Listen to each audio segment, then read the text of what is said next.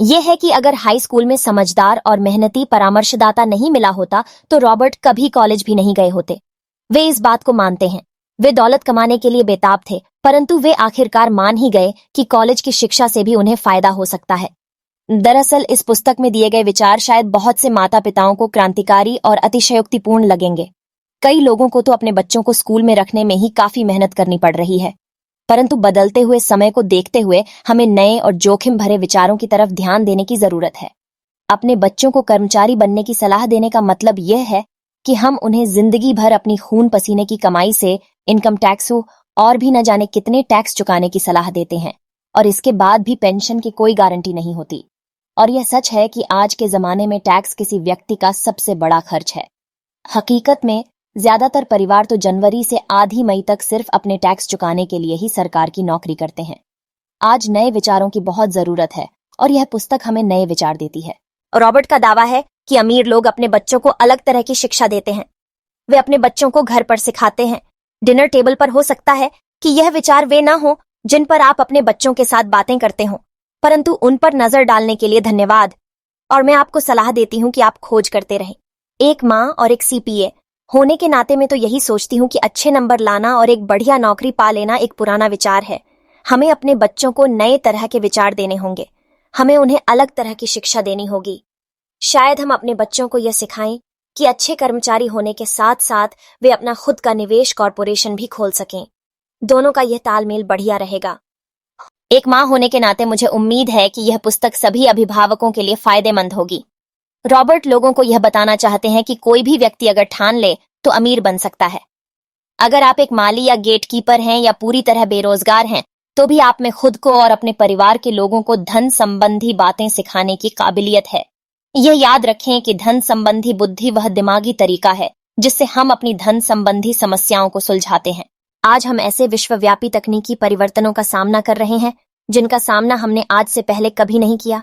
किसी के पास भी जादू की पुड़िया नहीं है, परंतु एक बात तो तय है, ऐसे परिवर्तन हमारे सामने आने वाले हैं जो हमारे यथार्थ से परे हैं। कौन जाने भविष्य हमारे लिए क्या लाता है, पर जो भी हो, हमारे पास दो मूलभूत विकल्प मौजूद हैं। या तो हम सुरक्षा की राह पर चलें या फिर हम स्मार्ट बनकर खुद को धन संबंधी क्षेत्रों में शिक्षित करें और अपने बच्चों की धन संबंधी प्रतिभा को भी जागृत करें। Sharon lateral.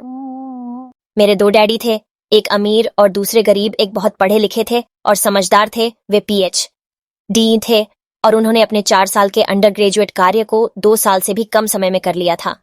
इसके बाद वे आगे पढ़ने के लिए Stanford university, university of Chicago तथा नॉर्थ वेस्टर्न यूनिवर्सिटी गए, और यह सब उन्होंने पूरी तरह से स्कॉलरशिप के सहारे ही किया।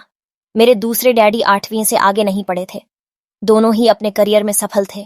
दोनों ने जिंदगी भर कड़ी मेहनत की थी। दोनों ने ही काफी पैसा कमाया था, परंतु उनमें से एक पूरी जिंदगी पैसे के लिए परेशान होता रहा। दूसरा हवाई के सबसे अमीर व्यक्तियों में से एक बन गया। एक के मरने पर उसके परिवार, पर्च और जरूरतमंदों को करोड़ों डॉलर की दौलत मिली। दूसरा अपने पीछे कर्ज छोड़कर मरा। मेरे दोनों तेजी इरादे के पक्के, चमत्कारी और प्रभावशाली थे। दोनों ने मुझे सलाह दी, परंतु उनकी सलाह एक सी नहीं थी। दोनों ही शिक्षा पर बहुत जोर देते थे, परंतु उनके द्वारा सुझाए गए पढ़ाई के विषय अलग अलग थे। अगर मेरे पास केवल एक ही डैडी होते तो मैं या तो उनकी सलाह मान लेता था, फिर उसे ठुकरा देता। चूंकि सलाह देने वाले दो थे, इसलिए मेरे पास दो विरोधाभासी विचार होते थे, एक अमीर आदमी का और दूसरा गरीब आदमी का। किसी भी एक विचार को सीधे सीधे मान लेने या न मानने के बजाय मैं उनकी सलाहों पर काफी सोचा करता था, उनकी तुलना करता था और फिर खुद के लिए फैसला किया करता था।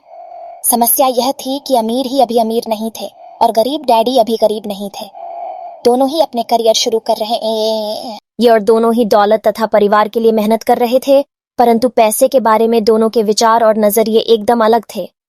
उदाहरण के तौर पर एक डैडी कहते थे, पैसे का मोह ही सभी बुराइयों की जड़ाच है, जबकि दूसरे डैडी कहा करते थे, पैसे की कमी ही सभी बुराइयों की जड़ है। जब मैं छोटा था तो मुझे दोनों डैडियों की अलग अलग सत्ताओं से दिक्कत होती थी।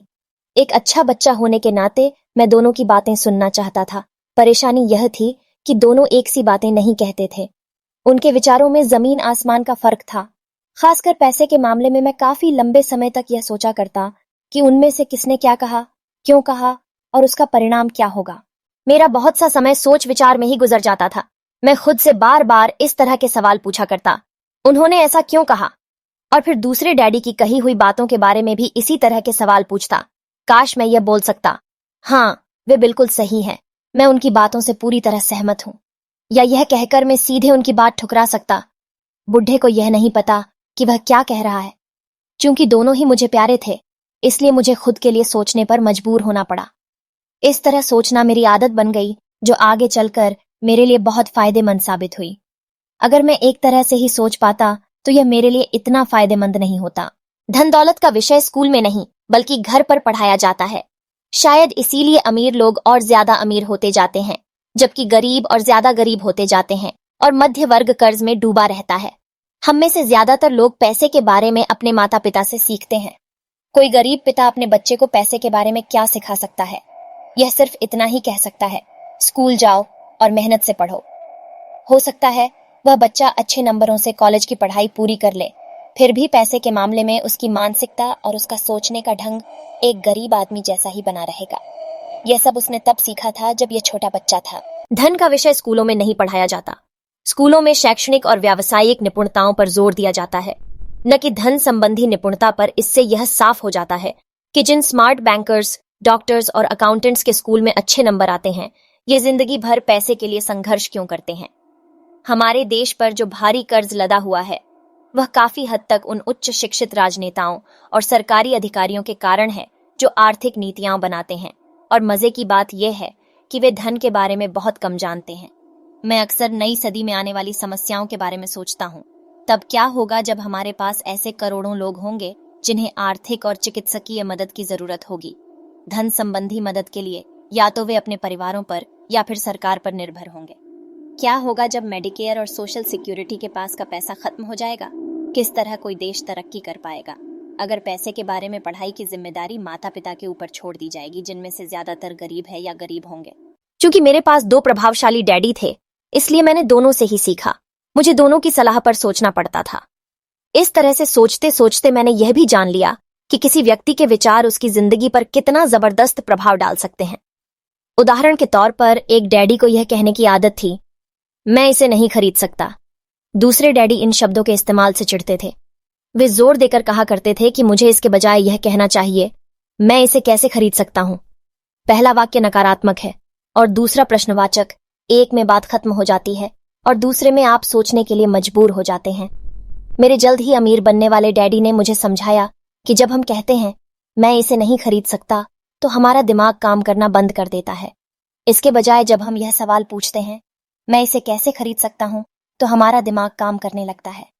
उनका यह मतलब नहीं था कि आपका जिस चीज पर दिल आ जाए उसे खरीद ही लें। वे लगभग दीवानगी की हद तक अपने दिमाग को कसरत करवाना चाहते थे, क्योंकि उनके ख्याल से दिमाग दुनिया का सबसे ताकतवर कंप्यूटर है। मेरा दिमाग हर रोज तेज होता जाता है क्योंकि मैं इसकी कसरत करता रहता है। यह जितना तेज होता जाता है, मैं इसकी मदद से उतना ही ज्यादा पैसा कमा